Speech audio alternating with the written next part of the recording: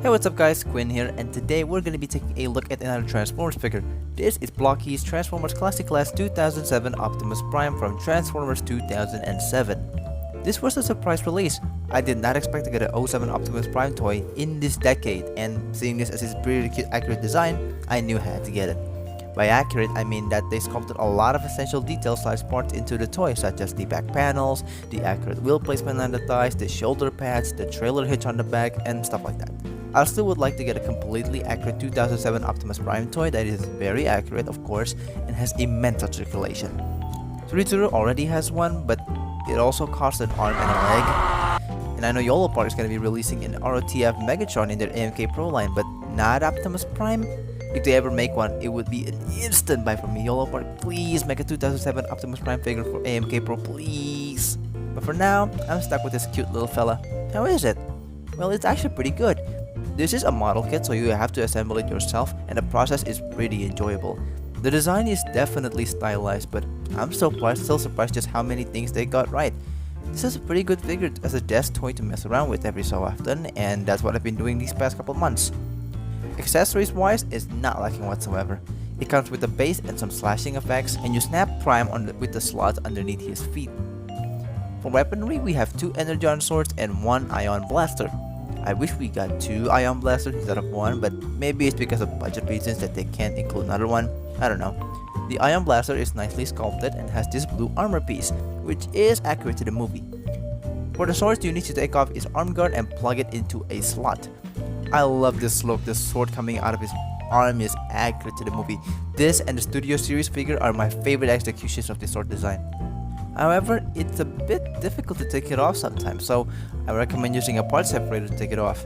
This also comes with an LED built in with batteries included. Just tap the head on his chest to activate it.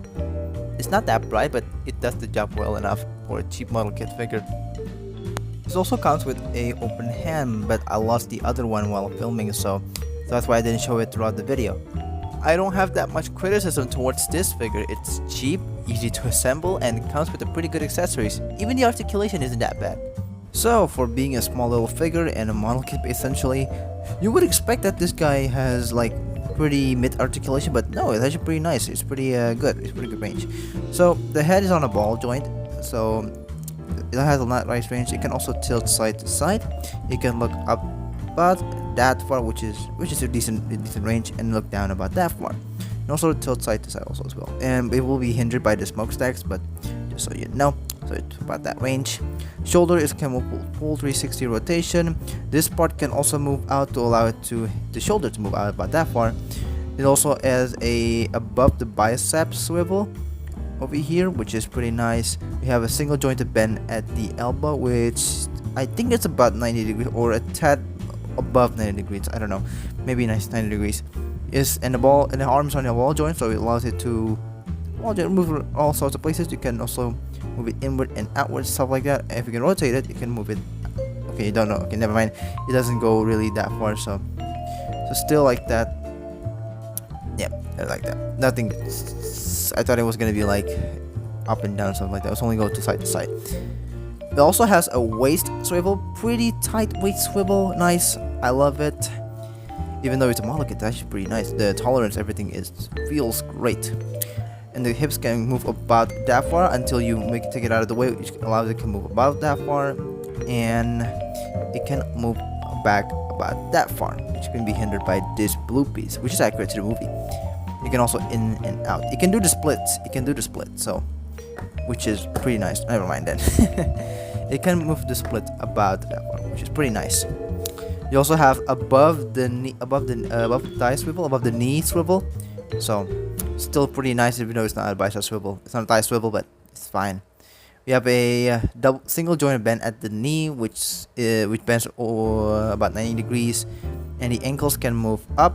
It can move down. It can also do some ankle pivots. Since it's on a ball joint, it also can swivel, which is pretty nice. But overall, I think it's pretty decent articulation for the small figure like this, and I am surprised at all. I bought this just purely because it's 2000 Optimus Prime design and it has no kibble. Like, this is basically in a 2007 Optimus Prime figure. Look at that. The details are there and stuff like that. The flame singe effects and everything. This is basically 2007 Optimus Prime, although stylized. So yeah, I really want it because it has no cable, so we can actually appreciate all of these little parts, details and designs that I really love. So yeah, I really appreciate it. So I picked it up just because it's pretty a stylized representation of the design and has those little parts that I mentioned. So yeah, pretty good. Articulation is good. Accessories are good. Pretty good figure, not gonna lie.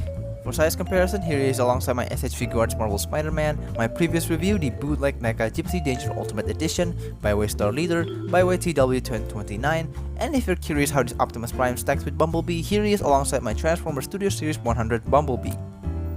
So, should you buy this figure? Yeah, for around $10, this figure is pretty good for what it's worth. It looks great, the accessories are great, the articulation is great. Overall, I think it's a pretty good pickup. And no, it's not the same as the Yolar Park MK Minis model kit. This is more Gundam style model kit with runners and stuff like that. You don't need to use a Gahan Nippers either to assemble this. So if you want to jump into model kits, this is also a great starting point.